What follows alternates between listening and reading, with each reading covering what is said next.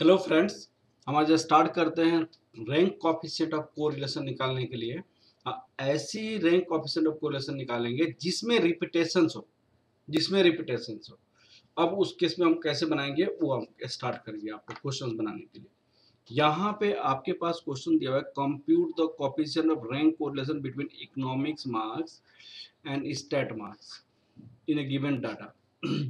तो हम rank of economics की निकाल लेंगे, रैंक ऑफ हम स्टैट निकालेंगे। दो सबसे पहले दोनों। तो सबसे हाईएस्ट जो मार्क्स होगा वो उसको हम 1 रैंक दे देंगे, फर्स्ट रैंक। देखिए, अब उसके बाद जो 80 के बाद कितना मार्क्स है, 62 मार्क्स है, तो 62 को 2 रैंक दे देंगे। अब उसके बाद 50 है। अब 50 जो है वो कितने मार्क्स की है, अब 50 जो है 60 है, 60 का आपका 3 रैंक दे देंगे। उसके बाद जो 50 है वो 56 है यहाँ पे, तो 56 का हमारे पास कितना मार्क्स हो जाएगा, ये 4 हो जाएगा। हाईएस्ट 56 है। अब यहाँ पे 52 है, लेकिन 4 के बाद कौन सा रैंक बचता है। मान लिया जाए 5 मैं इसको कहता हूँ, 6 मैं इसको कहता हूँ, दोनों में झगड़ा हो जाएगा, मुझे 5 मुझे 6 क्यों। तो इसीलिए हम क्या करते हैं, 5 + 6 डिवाइडेड बाई 2 कर देते हैं, और यहाँ पे हो जाता है क्या, यहाँ पे आपको 5.5, तो यहाँ पे 5.5 दे देंगे, और यहाँ पे भी 5.5 दे देंगे। तो 5 और 6 चला गया। अब हो जाएगा क्या, जो लास्ट बचेगा उसको हम 7th रैंक दे देंगे। इस तरह हम रैंक निकालेंगे, ठीक है। अब स्टैट के मार्क्स के लिए सबसे हाईएस्ट किसका है, तो सबसे हाईएस्ट इसका है, तो हम यहाँ पे 1 दे देंगे। तो यहाँ पे 2 आपका रैंक आपका रिपीट है, तो हमें क्या बनाना था बताइएगा। मैंने आपको रिपीटेशन के केस में मैंने आपको बताया था निकालने के लिए, टी क्यू माइनस टी। तो यहाँ पे हम क्या लिखेंगे, 2 का क्यू माइनस 2 हम 1 ले लेंगे। अब यहाँ पे देखिए कितना रिपीटेशन है।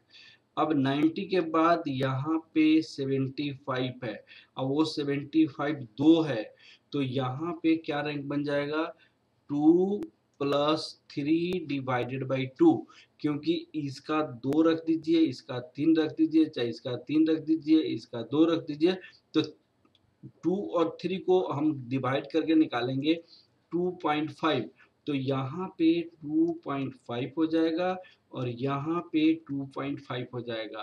तो फिर एक और जोड़ेंगे, क्योंकि एक और रिपीटेशन है, 2q माइनस 2।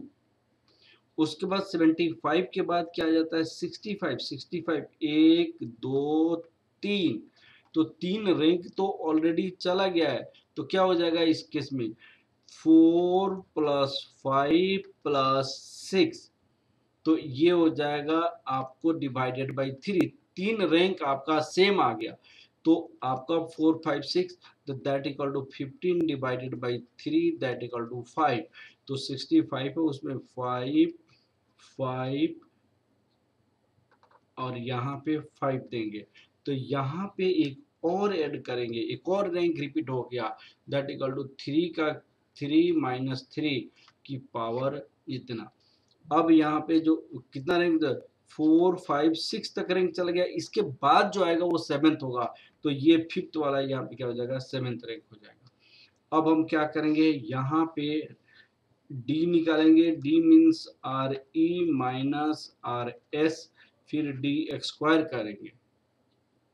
अब यहाँ पे जो आएगा इसको हम 12 से डिवाइड करेंगे, और इसका फॉर्मूला क्या होगा, rank coefficient of 1 minus 6 summation D square जो आएगा वो, प्लस यहाँ पे हमारे पास ये सारी डाटा जो होगा वो लिखेंगे, 2 का क्यू माइनस 2 प्लस 2 का क्यू माइनस 2 प्लस 3 का Q minus 3 whole divided by 12। अब आपको ये फॉर्मूला अप्लाई करके हम बनाएंगे, ठीक है ना बेटा। अब इस ये तो समझ आ गया होगा। अब देखिएगा यहाँ पे कैसे बनाई गई है, यहाँ पे ये रैंक आ गया, यहाँ पे 2.5 2.5 5 5 5 7, ये समझ आ गया। अब इनका जो डिफरेंस निकाली गई है, वो डिफरेंस डी स्क्वायर निकाला गया तो इतना आ गया। अब हमें फॉर्मूला क्या बनाया गया है, दिस तीनों को ऐड किया गया तो यहाँ पे 3 आ गया। अब यहाँ पे ये अगर आपको जोड़ा गया तो कितना हो जाएगा बताइए आप। यहाँ पे भी हम 6 ये कॉमन हो जाएगा यहाँ से।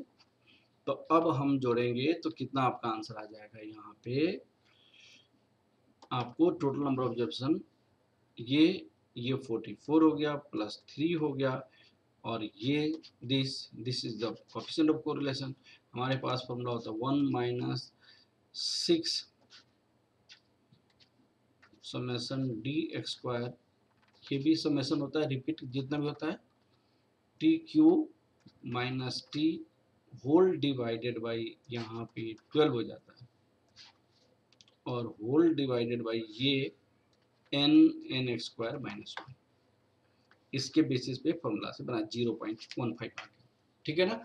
तो मुझे विश्वास है कि रिपीटेशन वाली ये अच्छा क्वेश्चन था और आपको समझ आएगा, ये जरूर क्वेश्चन आप प्रैक्टिस करेंगे। ठीक है, अब आगे की ओर बढ़ते हैं।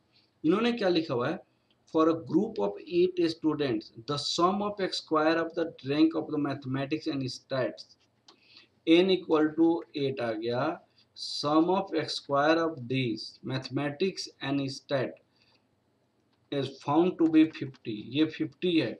what is the value of rank correlation, तो rank correlation का फॉर्मूला क्या होता है, 1 minus 6 summation D X square N X square minus 1।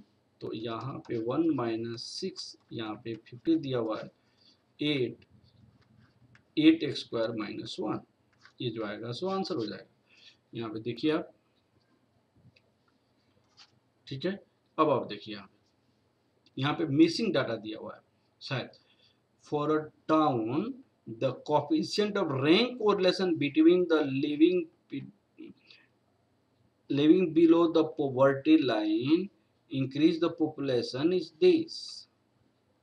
यहाँ पे रैंक कोएफिशिएंट ऑफ कोरिलेशन 0.50 दिया हुआ है। If the sum of the square of the difference of the rank awarded by this is this, find the number. अगर उन्होंने क्या हुआ, सम of difference आपको दिया हुआ है 82.50, तो नंबर निकालने तो बहुत अच्छा से जो हो जाएगा 1 minus rank coefficient of this D X square N X square minus 1। अब इसमें ये दिया हुआ है 0.50, 1 माइनस यह दिया हुआ है 82.50 एन एक्स स्क्वायर माइनस 1। तो अब हम उधर ले जाएंगे तो क्या हो जाएगा, यहाँ पे 82.50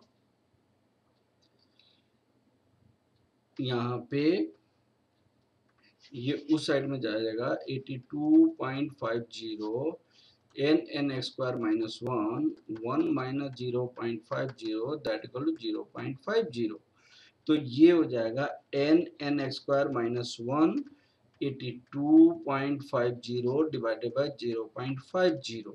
तो 82 को हम कितना लिख सकते हैं, 82.5 डिवाइड 0.5 करेंगे तो हमारे पास कितना हो जाएगा 165। अब 165 को इसके फॉर्म में हमें ब्रेक करनी है,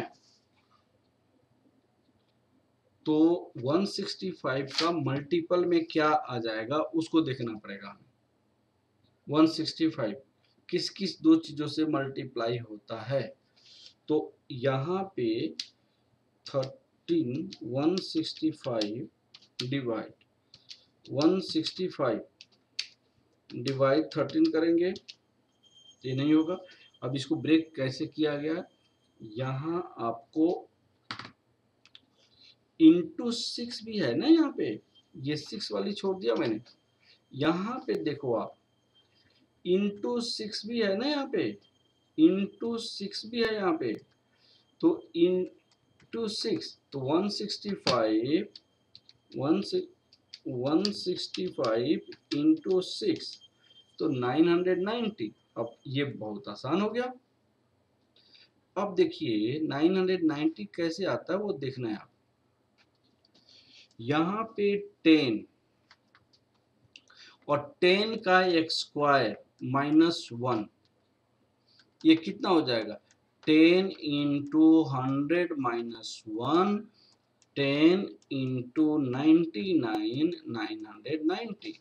अब इसको हम कैसे लिख सकते हैं 10 का स्क्वायर -1। अब इसको और इसको कंपेयर करेंगे तो n इक्वल टू कितना लिखेंगे 10 लिख देंगे, ठीक है ना। तो ये फॉर्मूला आपका हो गया रैंक कोएफिशिएंट को लेकर, ऐसे हमने n निकाल लिया, ठीक है ना। अब आपके पास यहाँ पे एक क्वेश्चन है, while computing rank correlation coefficient profit and investment, क्या profit and investment 10 years form the difference of rank correlation instead of 7 taken as 7 instead of 5 by mistake। तो करेक्ट आपका क्या है 5 है और रॉन्ग आपका क्या है 7 है by mistake. The value of rank correlation आपके पास क्या है, the value of rank correlation 0.8। What is the correct value of rank correlation, correct निकालनी है।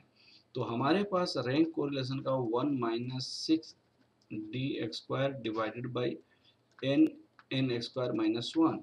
तो अब आपके पास क्या हो जाएगा 1 minus 6 summation D X square, N कितनी है यहाँ पे 10 इंटू 10 का स्क्वायर -1। तो ये दिया है हमारे पास, कितना दिया हुआ है 0.80 दिया हुआ है। और यहाँ पे 6 summation D square divided by 990 1 minus 0.80 हो जाएगा और 0.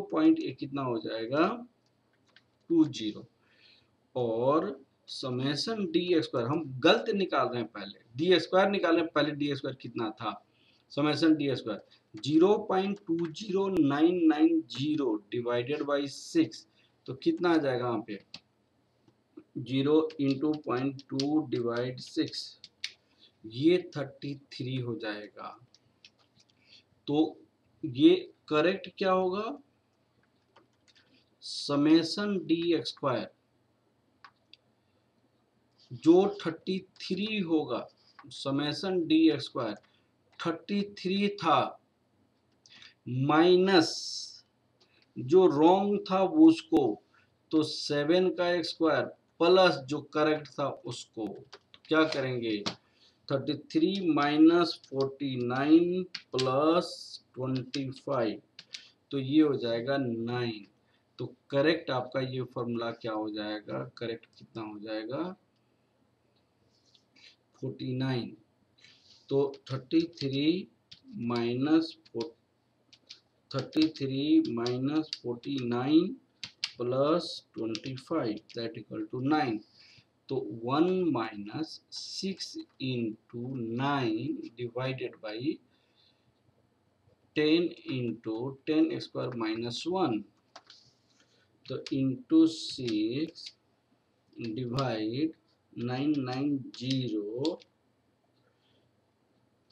तो 1 माइनस 0.054, ये करने के बाद आंसर आएगा, ठीक है -1 0.945। देखिए आप 33 आ गया, ये करेक्ट आ गया, ये 0.95 आ जाएगा, ठीक है। अब हमने नेक्स्ट क्लासेस में कॉन्करेंट आपको निकालेंगे, कॉन्करेंट कोवेरिएंस कोएफिशिएंट, ठीक है ना, coefficient of concurrent deviations. Okay, thank you class.